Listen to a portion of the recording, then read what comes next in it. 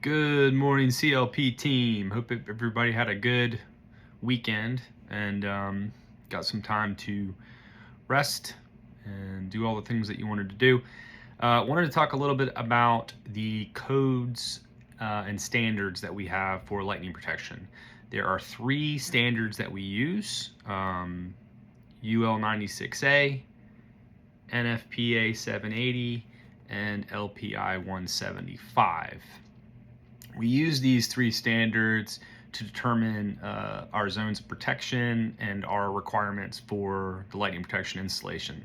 So I wanted to talk a little bit about the differences in the standards, just to give you guys a little bit of background. So 96A basically says that we're allowed to use, for structures any height, we can use any type of grounding system that's preferable. So ground rods, as long as they meet the requirement in accordance with the 96 standard, which is the material standard, we can use ground rod, ground loop, ground plates, combination of them, no problem.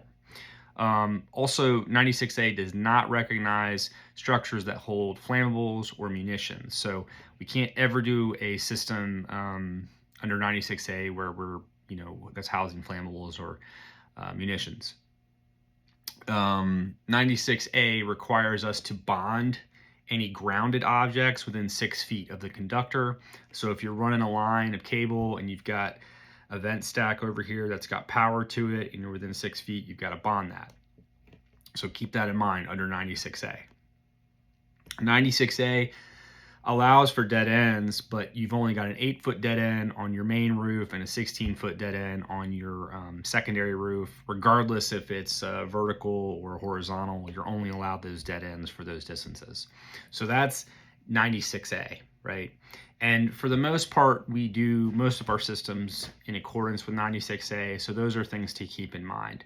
When we talk about 780 and 175, those mirror each other. 175 was based on 780 through the LPI. So with 175, you were required to have ground loops for structures over 60 feet in height. So if you've got a high rise or whatever and it's over 60 feet, you've got to have a ground loop on that structure. And then you have to have intermediate loops every 60 feet after that. So 780 does recognize structures that hold flammables or munitions.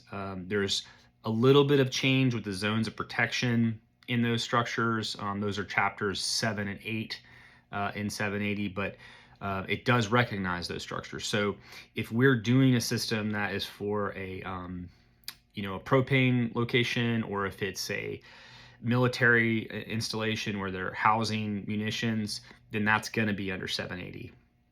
The bonding calculations for 780 it's a side flash calculation, and typically it's much less than 6 feet. So you're looking typically at like 1.5 feet or things like that with the bonding calculation. So just keep that in mind. You're probably looking at like an additional 7 to 8 feet where you're required to do the bonding based on the calculations. So that's something to keep in mind. But one benefit to 780 is that if you have less than 200 milliohms or less of continuity, then you have inherent bonding. So if we can prove that we have 200 milliohms or less on continuity side with 780, we actually don't have to bond it because 780 says that it's inherently bonded. And the last thing I would say is that 780 allows us to use a single path. If we've got a pole or a mast or a light pole, we're doing one errant terminal on top, we're allowed to use one path regardless of the distance. It could be 20 feet, it could be 200 feet. You're allowed to have one path from top to bottom. And then, once you get to the horizontal portion, then that changes. But one thing to keep in mind with 780 is that you are required to use 24-inch air terminals on masts and poles. So those are just some differences. I know that was a lot, kind of threw a lot at you guys, but just things to keep in mind. If you have any questions or concerns, send me an email. I can send you the breakdown. But either way, I hope you guys have a great week. Everybody be safe and God bless.